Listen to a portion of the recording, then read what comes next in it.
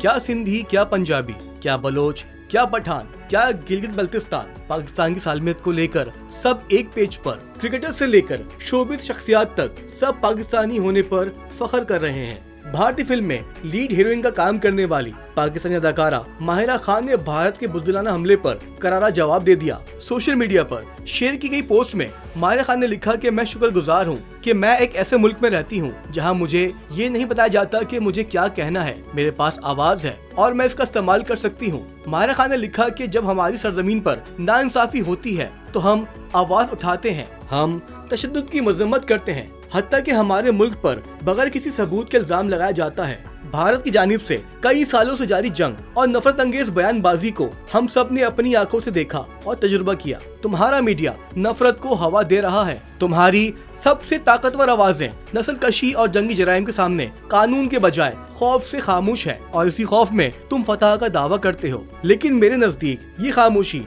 तुम्हारी सबसे बड़ी शिकस्त है।